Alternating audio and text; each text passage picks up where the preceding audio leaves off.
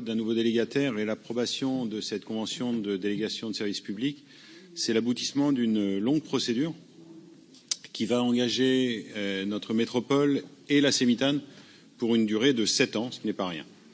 La négociation qui a eu lieu a permis de faire le bilan de l'actuelle délégation de service public et d'en tirer les enseignements pour le nouveau contrat. L'actuelle DSP date de 2010 et elle a été prolongée à 2 reprises.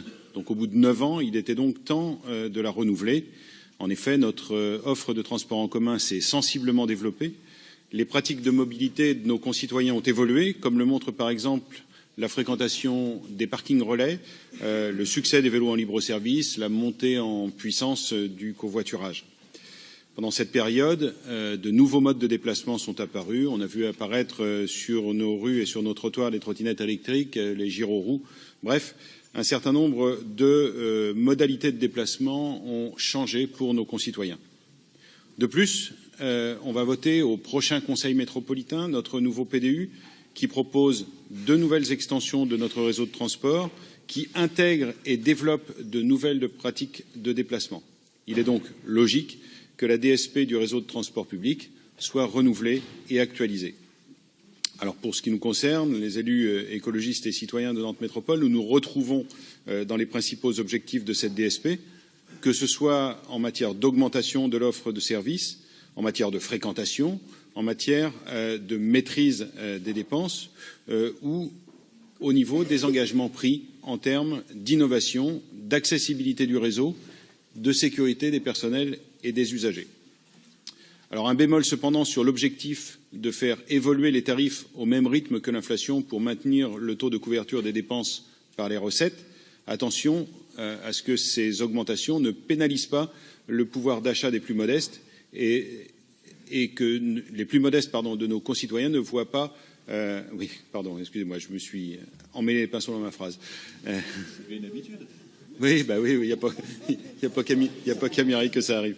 Attention à ce que ces augmentations ne pénalisent pas le pouvoir d'achat des plus modestes de nos concitoyens qui ne voient pas vraiment leur salaire augmenter. C'est le moins qu'on puisse dire en ce moment. D'autre part, une des orientations de cette DSP est de confier à la Sémitane un nouveau rôle, celui de coordinateur des mobilités. Cela est tout à fait pertinent. Cette orientation correspond à la fois à l'évolution des pratiques de mobilité et à l'apparition de nouvelles offres ainsi qu'au développement massif des outils numériques. Ces outils devront notamment permettre l'accès sur smartphone à l'ensemble des solutions de mobilité, qu'elles soient publiques ou privées, une manière simple, sur une plateforme unique, de trouver le meilleur itinéraire, de payer son trajet, de valider son ticket, d'ouvrir une portière éventuellement de voitures partagées ou de débloquer un vélo en libre service. C'est notamment la démarche Élan 2030 incluse dans cette DSP qui devra répondre à toutes ces attentes.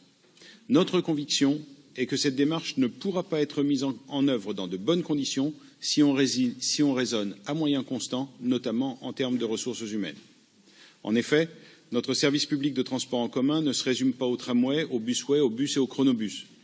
Pour le faire fonctionner, il y a des femmes, des hommes qui au quotidien ne comptent ni leur temps ni leur énergie et qui depuis des années ont accompagné le développement de notre réseau de transport en commun.